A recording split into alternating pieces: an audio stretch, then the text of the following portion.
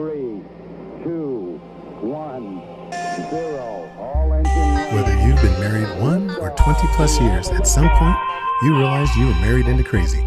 And that's what our podcast is all about. We offer love, laughter, and a dose of reality as we unpack this crazy thing called marriage. So sit back, relax, and get your ear hustle on. It's time to start the conversation. All right, let's go.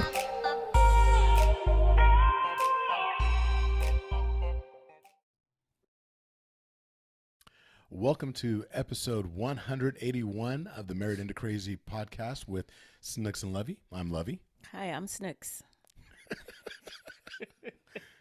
I think she tried to think of something to throw me off every single time. No, you know what? I'm sorry, because I laughed when he hit the thing and said recording in process.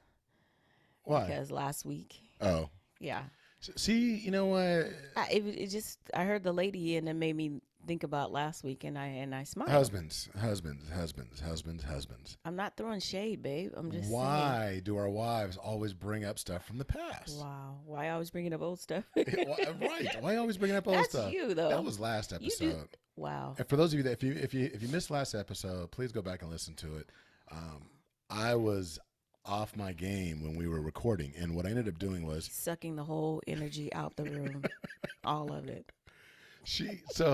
First time, didn't turn the microphones on. Second time, we did the entire podcast. And it was so good. It was bomb. And no one heard it? And because I didn't record it. So then third time, she was done. And it was Valentine's Day. I was very deflated.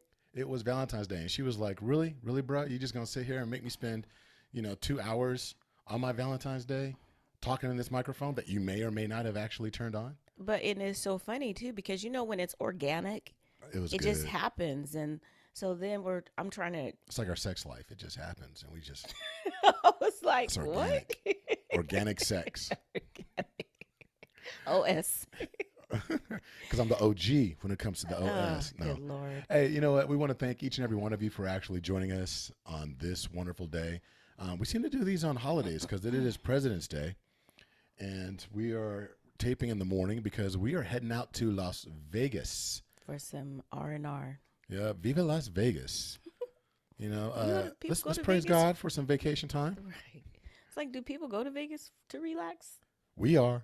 Yeah. We are. We're having dinner with one of Snooks' longest standing best friends and looking forward to it. She's good people. So we're going to hang out with her for dinner. And then we're also going to go check out the Michael Jackson Cirque du Soleil show. Yeah, we've been trying to see that for a few years. Minute. Yeah, a minute. Since it's been out. See, I also want to see the Beatles, but Snooks doesn't want to see the Beatles. I didn't say I didn't want to see the Beatles or I didn't like the Beatles. I prefer this one. Oh, I do too, but I also love the Beatles. I mean, not more than Mike, but, I love the Beatles. I want to see that too. We'll see that next time. The folks are like, oh, you know what? He did last one. He did say something about hanging out with white people. What are you talking about? And it was like, hey, I like all music. I love all genres. There's no such thing silly. as, black music, white music, whatever. It's music, and whatever touches your soul touches your soul. And well, people, you're good like that. What is that called? Eclectic? I have a very eclectic taste. You do, because when I went through Lovey's, I remember his sleeves for his CDs when we first got married. Or incorporating everything, and we had some of the same CDs. I had different ones. I'm going through, and I was like, "Is that AC/DC?" I'm looking. Black Sabbath, and there's some other ones or whatever. I don't have Black Sabbath. I thought it was a Black Sabbath. No, I got in there. Warrant, and there's a variety. I don't even know who those people are. I just knew it was rock. Black Crowes. Black Crowes, that's like Southern rock. That's like rock. It's rock with soul. Okay, so anyway, I mean, it tripped me out though because I was like, are these yours? And he was like, yeah, they're mine. And I was like, you listen to this music? He's like, I just told you they're mine. It was just like, wow, that was eye-opening to me because, you weren't the first, but like you're one of the only Black guys I know that like rock music. Eric Adams. Eric used to listen to rock. Yeah, good man. Good man. I used to hate hearing your name because I knew that you were like the first serious, the very first serious boyfriend that Snooks had. Good job in that. Oh, I remember. I just don't talk about it. Whatever. No, but, hey, good man. Hey, Eric, if you're listening, you know what, bro? Keep listening to what you listen to. Be eclectic. Whatever. Okay, Hey, anyway. So while we have you, let's go ahead and pay some bills. I want to make sure that everybody goes over to Apple Podcasts as well as Spotify, whatever you're listening to us on, and leave a rating. Leave those 5 stars. You can leave ratings on both of those venues, but you can also leave an actual review on Apple Podcasts. And we really implore each and every one of you to do that. If you could, just take a few minutes and do that, because it raises our visibility so we can actually get more people to become part of the conversation. Also, go over to marriedandcrazy.com. Sorry. That's marriedandcrazy.com.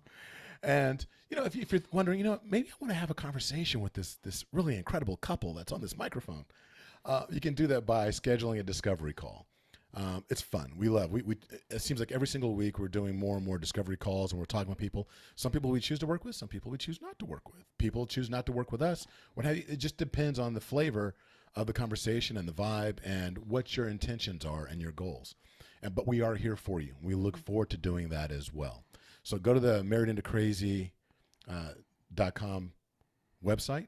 Take a look at the coaching tab, and do not forget to go over to Facebook to join the Iron Tribe community. Since you're already going to be on the computer, or you're already on whatever your phone or whatever it is. So yeah, go over to Facebook and make sure you join the Iron Tribe, the marriage community, because it's the marriage community. Yay. And if you're going to be married, or you're thinking about being married, you might as well see what married people are talking about or what they're doing. Create your own Iron Tribe. Surround yourselves with other people that are really in it just like you're in it, trying to actually grow your marriage and pick up some nuggets from people here and there.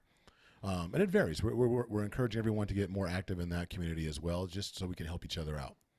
So with that said, I had, there's a person, one of our listeners, shout out to Dave and Monica Rojas. What's up, Dave? Rohizi. Monica. I just wanted, he reached out, he kind of went in our DMs, and he shot me a message that said, this is a conversation that needs to be had. And I wonder if anybody's really talking about it, or if anybody's really ready to have that conversation. So I hit him back, and I was like, this is great. Thanks for bringing it to our attention. And this is a pretty cool topic. So what I want to do is take a moment to share our screen. And hopefully you'll be able to see this on YouTube, and get the audio as well. So we're going to play this clip, and we're going to come back and we're going to talk about it. So I'm going to take a quick second to switch the microphone so that way I can ensure that you hear it. Let's go ahead and do this. I don't have female friends. I don't. I'm incapable of that. Why? What do you mean? Well, because come on. Because you have a wife. Well, I have a wife, and I don't really have female friends because look. Okay, let's get rid of this myth right here. Okay, I'm gonna tell you this. Let's get rid of this right here. You're an attractive woman. There's some guy somewhere saying, "Yeah, we're friends." No, that's not true. He's your friend only because you have made it absolutely clear that nothing else is happening except this friendship. We remain your friends in hopes that one day there'll be a crack in the door, a chink in the armor, and trust and believe that guy that you think is just your buddy, he will slide in that crack the moment he gets the opportunity. Because we're guys.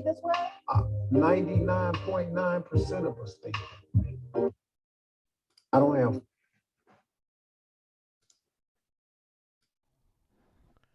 Thoughts? I was about to say, so what do you think? Well, I kind of feel like I know what you think, because one of your best friends is a female, and she's been your best friend since high school. So shout out to Terry, or Teresa. Did you ever have any romantic? Great question. For Terry. Terry? Yeah. No, Terry's been my sis from day one. As a matter of fact, I remember exactly when Terry and I met, because she was so different. Terry's very different from everybody else. Well, I won't say she's very different, but that's sis. So go ahead.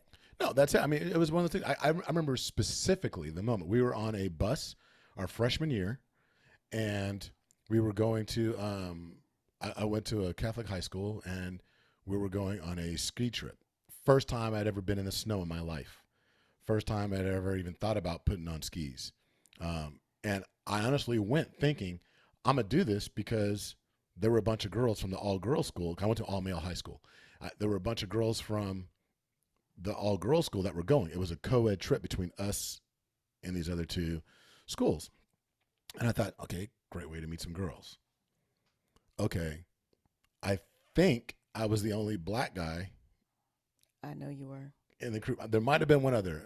Robert might have been one Come on, of us. Curtis. Did Curtis go? I don't know. I have to reach out to him. I don't remember Curtis being there. Let's just put it this way. I don't remember anybody else black being there, with the exception of possibly Warren Bell.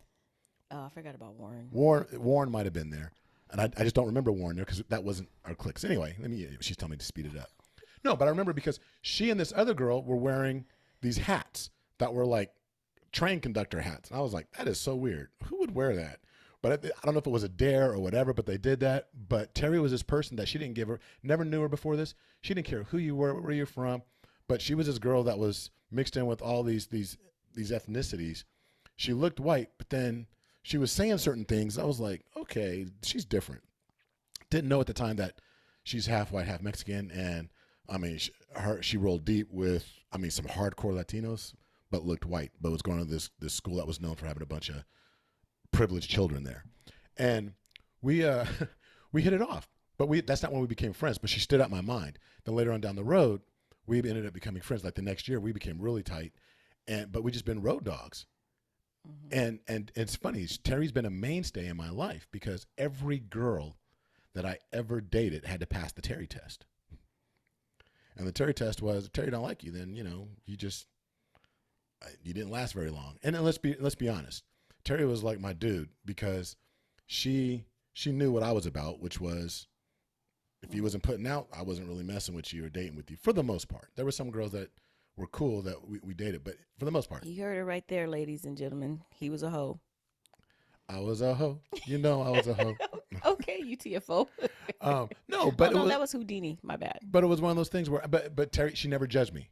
She never judged me, and she recognized my spirit. I saw her spirit. We were cool, and this goes deeper than that. Her dad, even I had a bed in her room, like a rollaway bed underneath her bed, where I would stay. Her dad wouldn't let any other guys in the house, really, but I had a spot in her room. He was like, "There, you're."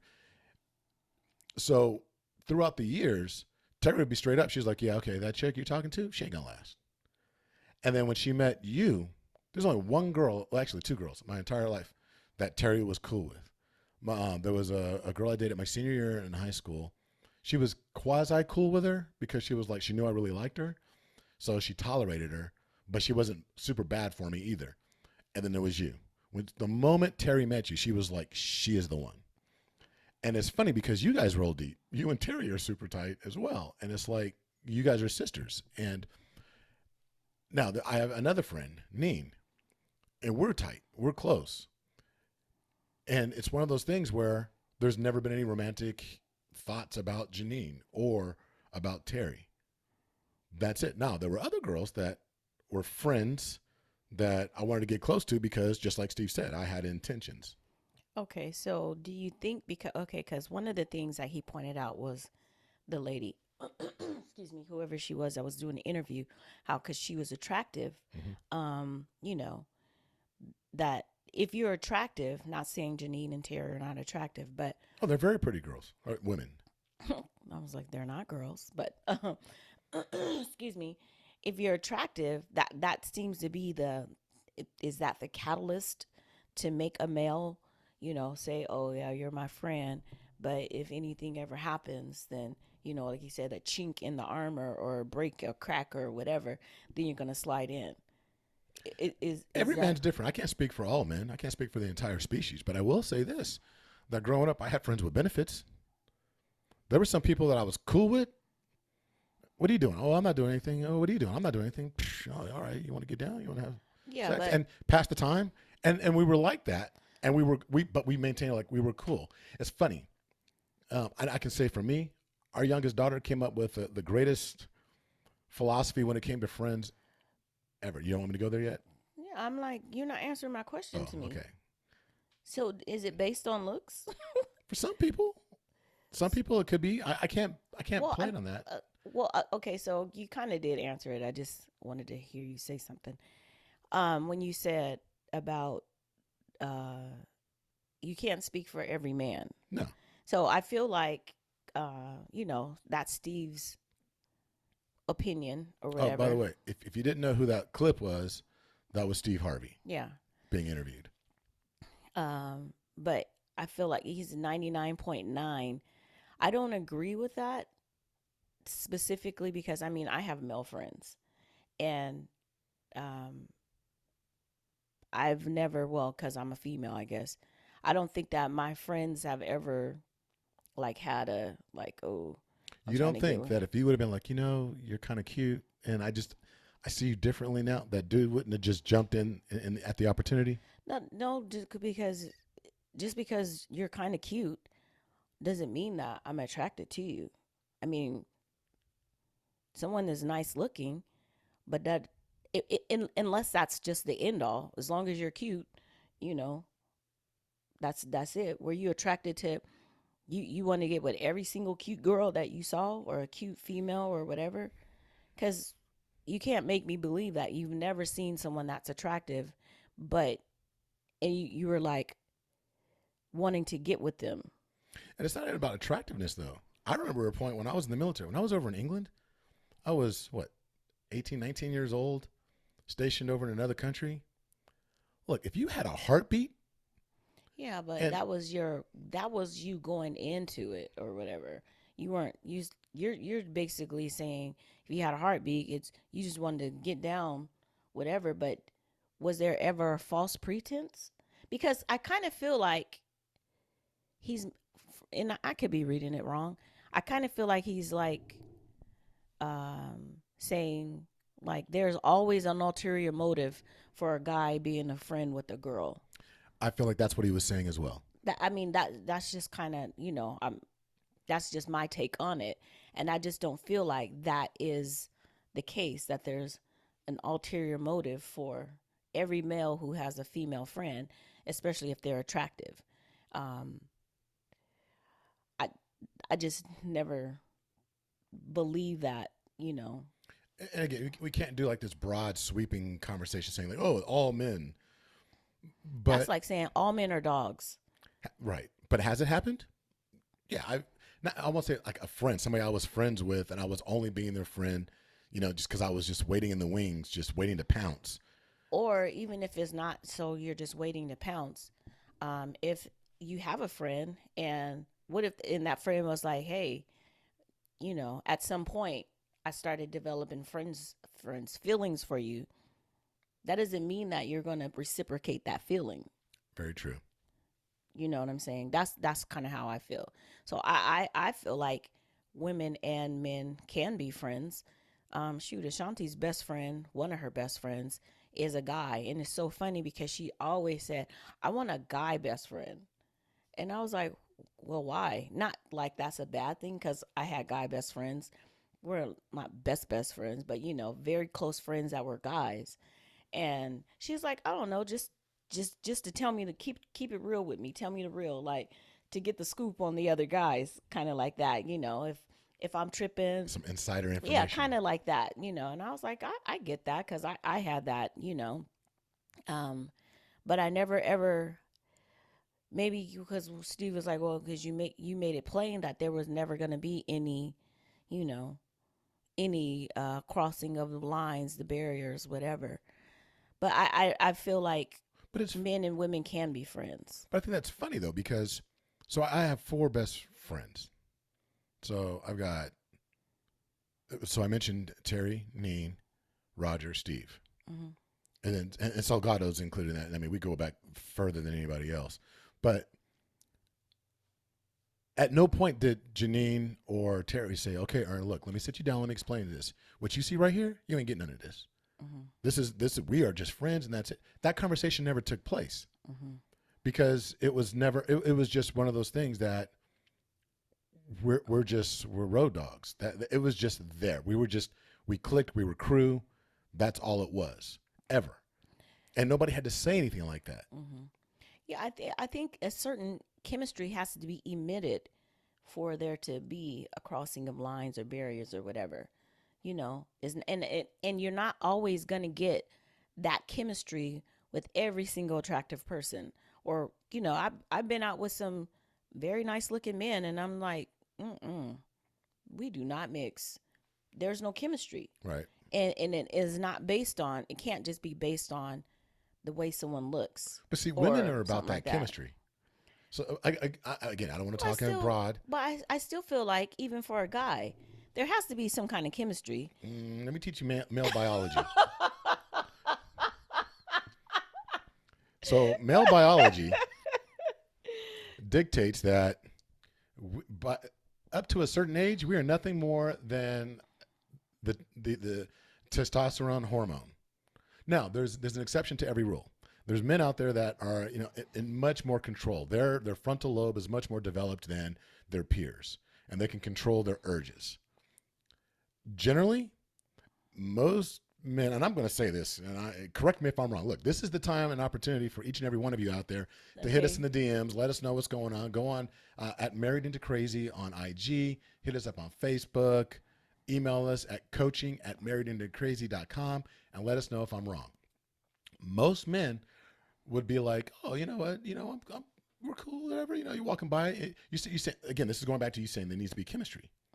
You could be at a party and there's no chemistry, and the girl just walks up and is like, hey, how are you doing? I'm doing cool. How are you doing? I'm good. Get a couple of drinks. And all of a sudden she comes on to you. I don't know you. There's no chemistry, but you want me? Okay, well, let me go handle this. Hey, guys, I'll be back in about 10 minutes, and I'll be back. And you come back. Who was it? I don't even know her name. I have no idea what she was, who she was, what it was all about, but it was cool. We had a good time. No chemistry. Can never see that girl ever again in your life. Now, it's when you start to get feelings, when you start catching feelings for people, then yes, there's chemistry. So you would just randomly sleep with any woman? I will plead the fifth. I don't want to incriminate myself. But one thing that you said though, there's drinks. So something altered something. I mean, because you know, Okay, I just feel like that. I'm telling on myself. So there's again, this a lot of my stories go back to When you're 20, 21. yeah, in the 20s, like in early 20s, whatever, back when I was, and it depends on who you run with too. The fellas I ran with, look, the crew I ran with over in England, and then also when I was in the military, when I came back to the stateside, we had a crew that we were called the Booty Crew. We heard the story. It was BC. Shout out to several fellas who Names shall not shall be- be who shall remain unnamed. There's some guys that we just did some scandalous stuff. Right, but what I'm saying is, I guess what I'm trying to get at is, you did some scandalous stuff. You were out there hoeing. That's just me saying whatever, or doing your thing, doing your single I thing. like to think of it more as Robin Hood. Okay, We were taking robbing from the rich and giving to the poor, and we thought we were the poor ones. Okay, but that was the premise that you operated on. Was it ever let me see, how am I asking this question? Is it about you were trying to, you know, someone was like, oh, let's just be friends, but you're only friends because she said be friends, but if she didn't say be friends, we're gonna just get down or whatever? You know, I don't remember. I honestly do not remember ever having that type of relationship with anybody. It was like, we're going to be friends with benefits? Okay, every now and then we might have sex? Okay, cool. But other times we might play checkers? Okay, that's cool too. Well, You know, but it's established though as friends Right. with benefits. It's not because, oh, well, we're going to be friends, and the only reason we're going to be friends is because you made it clear that there will be no benefits. I will say this. There's always a situation where, I'll say always, but I believe that there's situations where there's somebody that you have feelings for. You're like, oh, they're cute. I really want to get to know them. And you try and talk to them, and they're like, yeah. And then you get put in the friend zone, right? Where they're like, you know what? You're a nice guy, but I There's just no don't chemistry. I just don't feel that way about you. And you're like, oh, and you're heartbroken. And you're like, okay. She's like, but we can be friends. And you're like, okay, we can be friends. Mm-hmm. But the moment you say you ready to go, I'm there. So what Steve said is true. For a very few select. But I can say this, but it doesn't mean that you can't have any female friends. That's like saying, like me and Terry or me and Neen would be, you know, like if the opportunity, there were plenty of times Terry and I were drunk Neen and I were lit, just drunk. At no point did we look across the room and go, you know what, I'm drunk and you're drunk and we're bored, so let's just have sex. I hope you didn't talk like that. No, I'm just saying. At no point was there ever that.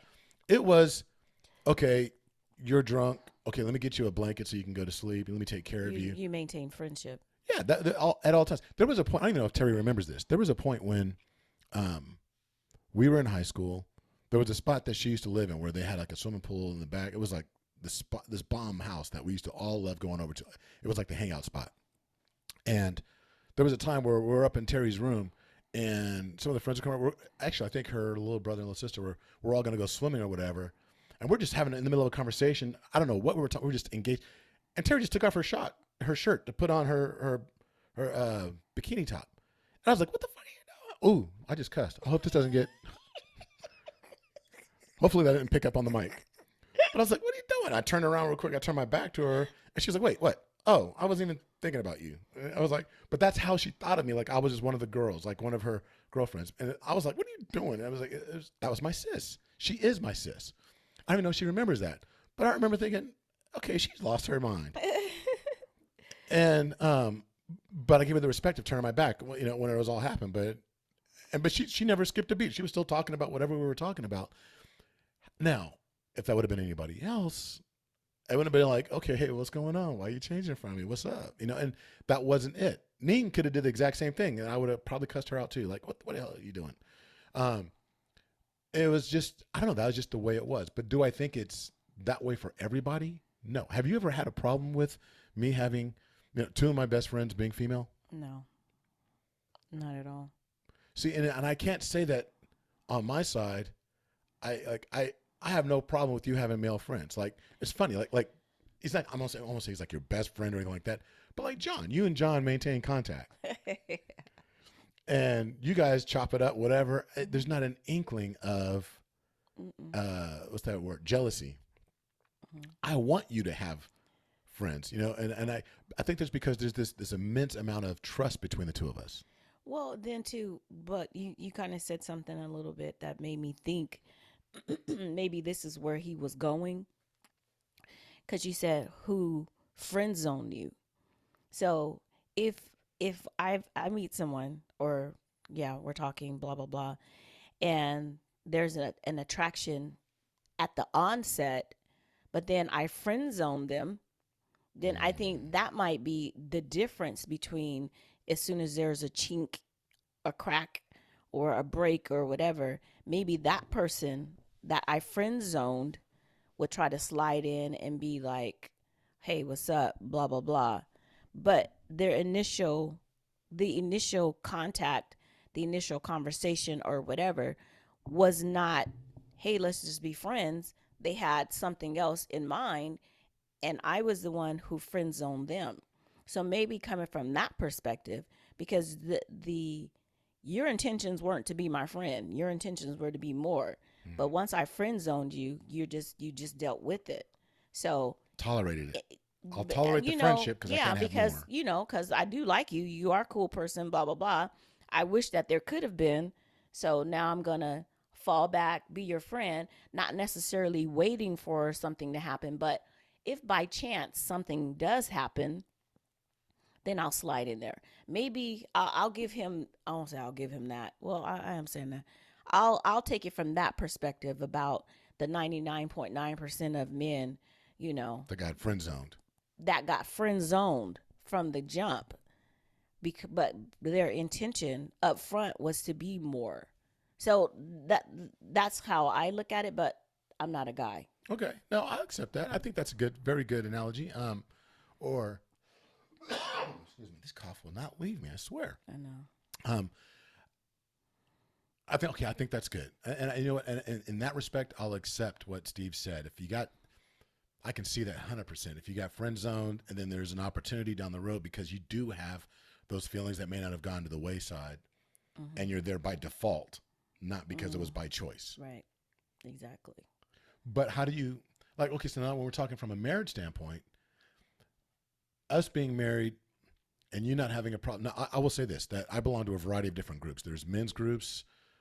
There's accountability groups that I belong to. There's mastermind groups for business, for life, and this topic has come up where somebody had a spouse that was upset because he ended up having a friend that wasn't disclosed in the very beginning of the relationship. You know, like 4 or 5 years later, it's like, oh, who's this? You know, you never mentioned this person before. It's like, oh, that's my friend. I never brought it up because I don't think of them like that. It's like, oh, you were obviously hiding something. No, I wasn't hiding anything. It was just that I didn't think of this person as a female. Yes, she's a female, but that's just, you know, Tony. I'm just making up a name. You know, it's like a unisex name. That's just Tony. Well, I thought when you was talking about Tony was a guy. And da-da-da-da. No, Tony's Tony. And it's like there's no inclination. And then all of a sudden there's feelings. And I think sometimes we drag stuff from previous relationships into existing relationships. Like there's some insecurities that might be held that they got burned by somebody else. Just had a conversation with somebody the other day. So there's a lot of times in our relationships where we have a tendency to live life now operating on a old operating system. Think about having a computer system, and your computer system is operating on life 1.0. And in life 1.0, I was dating a dog. Person, you know, cheated on me, mentally abused me, you know, financially abused me, and it took everything I had to finally get away. And all these things happened. And then some time happened, some time came up, and then all of a sudden I meet somebody amazing, da-da-da. So now I'm living life 2.0. But rather than take the time to uninstall life 1.0, I'm just going to take life 2.0 and insert it into this system and expect it to wipe out 1.0. But the problem is if we don't get rid of our old operating system and we try and integrate the new operating system, my new life, my new relationship, there's going to be ghosts in the system that are going to pop up because the old one has not been deleted. And so even though, like I use, what was the name I used? Tony? Tony. So even though that Tony is my female friend, life 2.0, you shouldn't have any challenges with my friend Tony. But the problem is in the old operating system, that ghost remains where it's like, oh, there's a glitch in the system because am I looking at life 2.0 or am I looking at life 1.0? Life 1.0 isn't dead yet because I haven't completely uninstalled it. And now that's bleeding over and affecting this new operating system. And it's corrupting the new system. Does that make sense? Hopefully that wasn't too much computer jargon. But. No, I mean, I think of it like how, because I'm notorious for not updating anything on my, on it's a whole any, other podcast. any electronic device. So the way I look at it, kind of like what you were saying, it's like I'm trying to, how do I say this? So the new computer operating system has different features, more advanced features. And I'm like, why can I, everyone else is like, oh yeah, all you had to do is do blah, blah, blah. But I'm like, I don't have that on my, what the heck? And then we see that, well, because there were 10 upgrade notifications and I never did one of them. So I'm operating in the Stone Ages for technology, trying to do new stuff that everyone else is able to do. Right. So, I mean, I think about kind of like what you were just saying. That's the way relationships work, unfortunately, that we don't uninstall or upgrade or do the things that we're supposed to do. We want to just move forward and have the expectations for this new life. It's the expectation. This new relationship, but we never took the time to really complete the upgrade. We're still operating on some old BS. But to Tony's point, or not to Tony's point, but just to that situation. And Tony's a fictional person, by the way. Right. Just to that situation, though. So I can kind of understand the other person's perspective where it's like, I never heard of that person before, blah, blah, blah, whatever. I just thought yada, yada, yada. So to that person who had the misunderstanding, or maybe they feel like information was not disclosed, and any information that's not disclosed, we always say that undisclosed information is just the same as lying, basically. Okay, I feel you. Okay. So in a sense, to that person's point, you never said blah, blah, blah. You never said how. I didn't know that Tony was a guy. I didn't know that, now I may start to rethink everything that you've ever told me about Tony. And I'm going back in my Rolodex or whatever. And I'm thinking of how much time you spent with this Tony. How many conversations have you had with Tony? And I'm feeling some kind of way, possibly, because I never knew who this Tony was. So if you don't disclose all the information, that's just like when we get the little pamphlets, the little fine writing.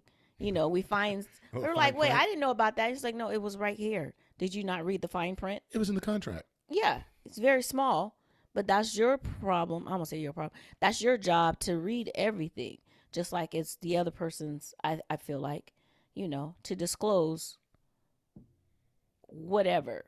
True. So, that. not saying that that means that he's doing or she's doing anything wrong.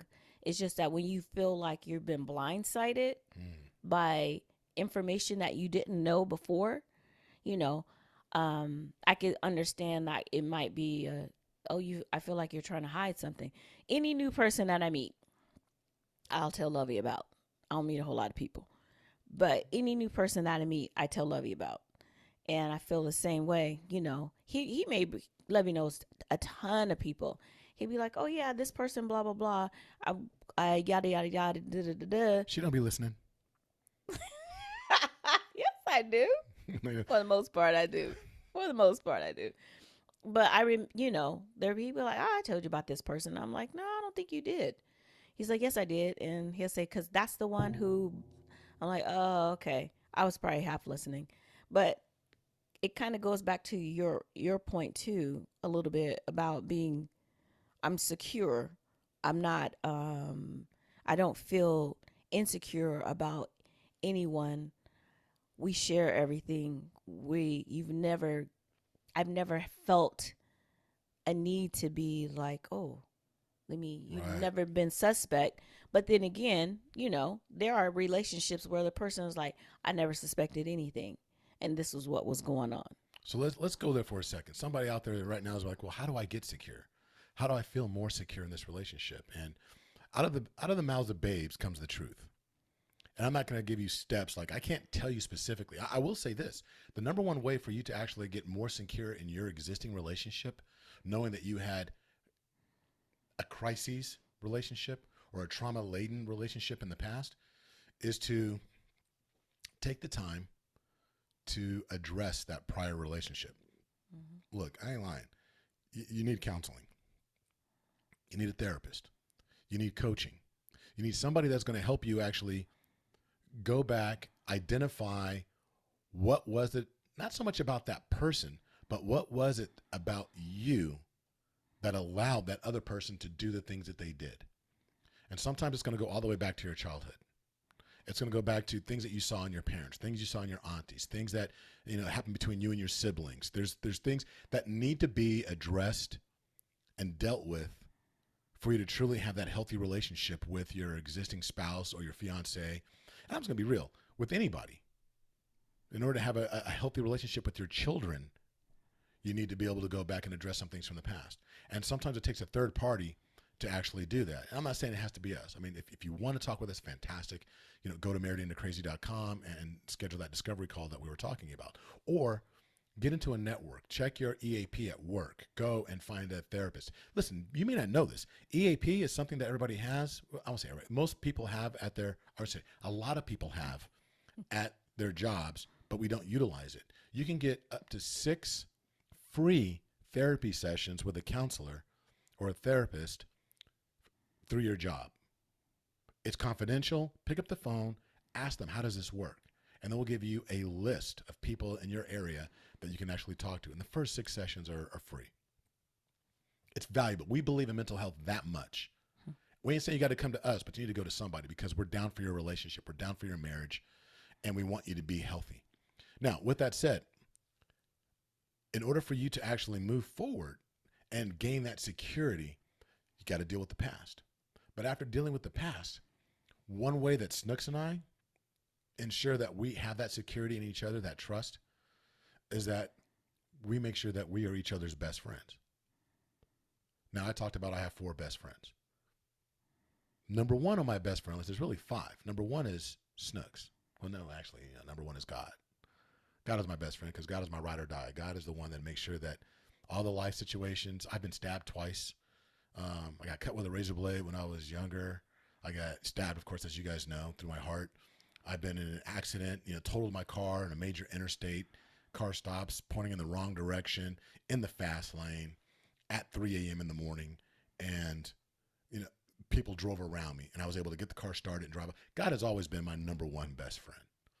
And then comes my wife, and then comes my 4 aces. But the thing about having a spouse as your best friend, our youngest daughter, and I said out of the mouths of babes, our youngest daughter, back when she was like 11 or 12 years old. Was it younger? I think she was younger. Yeah, you think so?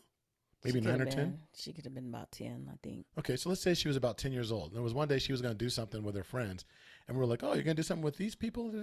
Some people names that we knew. And she was like, no, those are my minors. And we're like, wait, what? What? You're minors? And we're thinking, you're a minor. What are you talking about? And she was like, I have majors, I have minors. Mm-hmm. She's like, these friends, she ended up 3 friends, and the 3 friends that are her best friends to this very day. Well, there were 2 back then, and then one that came a little bit. I don't want to say their names because, they're young ladies. There's a 3rd that came in, but she basically said that these are my majors, my major friends. I do these kinds of things with my majors, and then I have minors. Minors are the people that I see at school, and I'm like, hi, and she's cool with them in a situation, but they're minor friends, basically associates. And then we were like, wow, that is brilliant. It's so funny, and I don't mean to cut you off, but she swears she never said that. I know. I'm like, girl, we've all, and Shanti is like, yeah, you did. She's, I would never say that, Mom. That is so silly. It's like, it's not silly. It's really. And you said it, and the whole family heard you. And she said it for years, majors and minors. And we adopted it. Yeah. I've used that in my coaching. I was talking with the gentleman the other day, and we talked about majors and minors, and from a business standpoint. And it's one of those things where your wife or your spouse needs to be a major. And so often, unfortunately, we coach, they're a minor when they should be a major. Mm-hmm. Because you run and tell, that old saying, run and tell that. You run and tell that to your majors. And it's sad when that major, the person you run and telling it to, whatever that may be, isn't the person that you sleep with on a daily basis, that you wake up next to, that you share a paycheck with, that you share children with. That should be your major. And if you can honestly look in the mirror right now and say, ooh, I don't know, is my spouse? If you're even asking yourself, is my spouse my major? Then that means that there needs to be some introspection. Because here's the thing, love is amazing. And we think that love should get us through everything. Let me know if I'm talking way too much. I will cut you off. Love, we think, should get us through the high notes, the low notes, all that. But the truth of the matter is, as amazing as love is, love does not get us through everything. I love me some Snooks, but there's times where I don't like her. And in those moments where I don't like her, our friendship kicks in. Our friendship stands in the gap when love isn't enough. And that was one of the major things that helped us through this point where she asked for a divorce. Even when she asked me for a divorce, we weren't as close of friends as we are now and that we've become, but there was a basic friendship there because we used to talk about everything. But I wasn't receptive to doing what I needed to do in order to be the man she needed.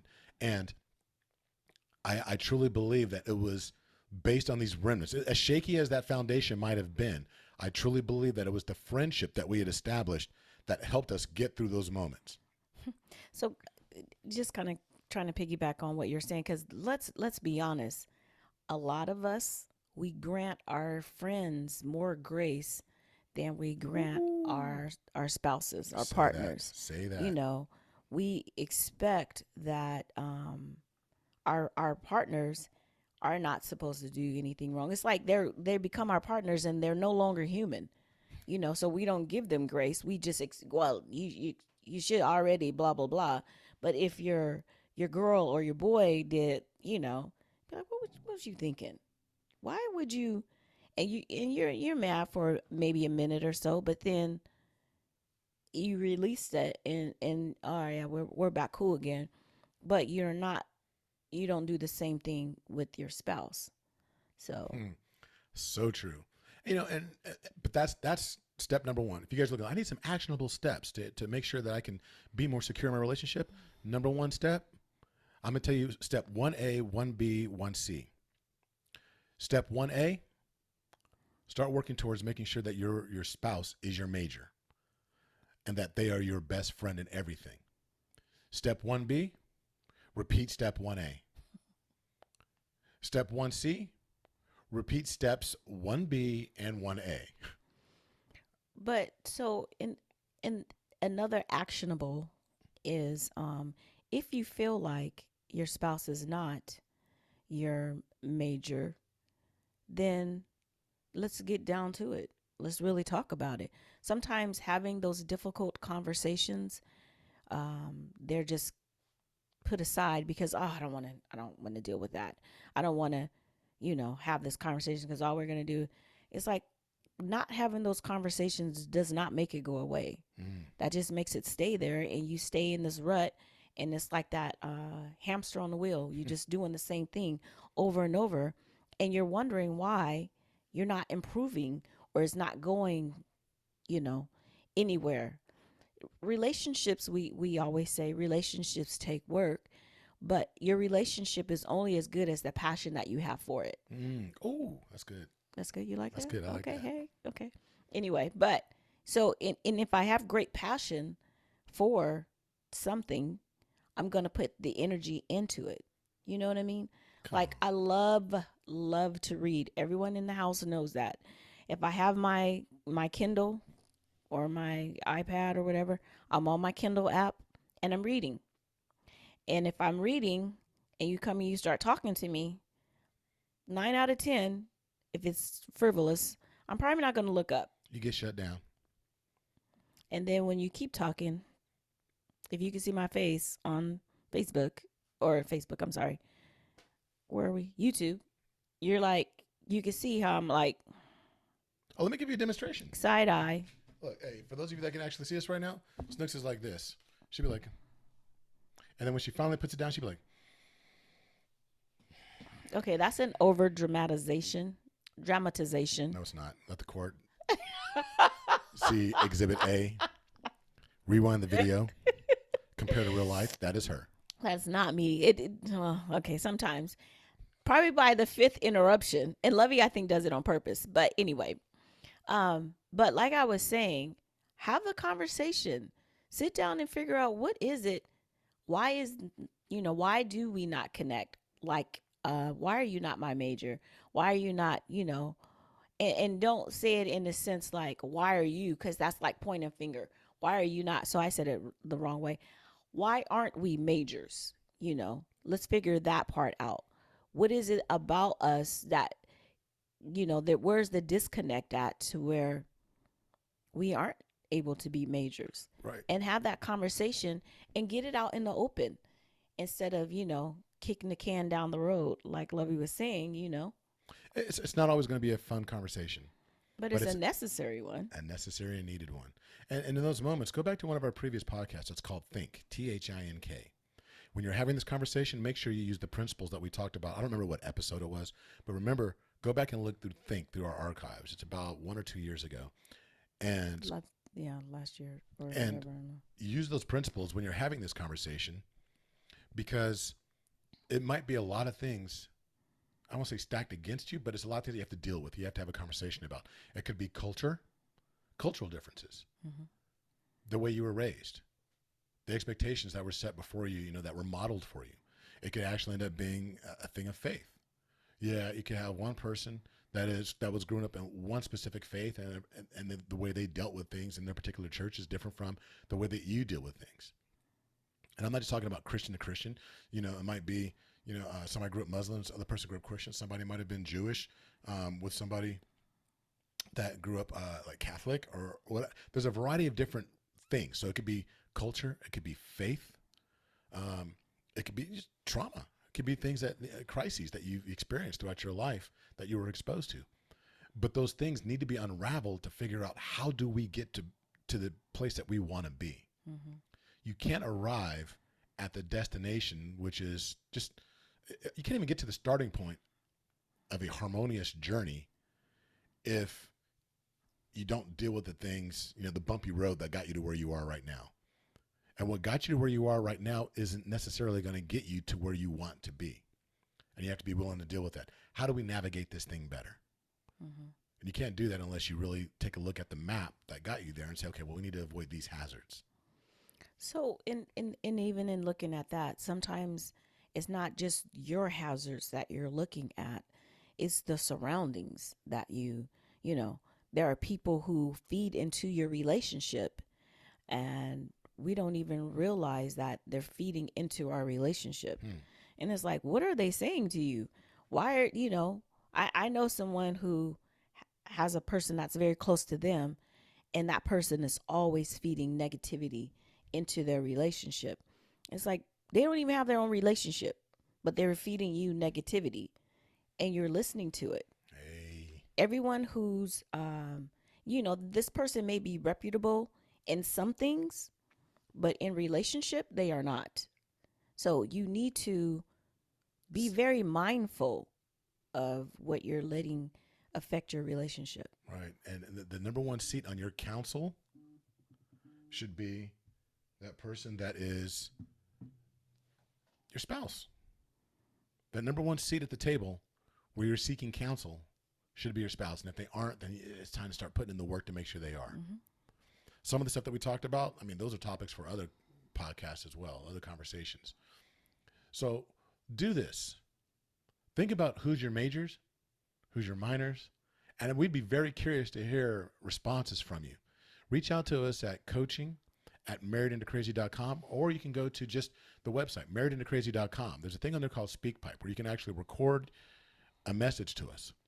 Let us know what you think about being able to have friends of the opposite sex. What are your thoughts on that when it comes to your marriage and relationship? Can women have male best friends? Can the husbands have a female best friend or somebody that's really close to them that they're tight with? And how do you feel about that? We'd really love to hear your responses. And let us know on the recording. I'm just responding, but I don't want you to play this on the air. Yeah. We'll do that because people have reached out and says, I'd like to answer your question of the month, but I'm afraid so-and-so's going to know. So look, everything's just let us know how you want us to handle it. But we would love to hear from you. So we hope you have an amazing 3-day weekend. Hope that it was everything that you needed it to be. By the time you hear this, we will be in Vegas and just having a relaxing time and just chilling out, celebrating life. It's a relaxing time, so I ain't going to be on the craps table. If that's how you relax, girl. Y'all heard it. I'll let you know if he said anything. I'm going to say something. I don't even know how to play craps. Until the next time, be blessed. Bye-bye.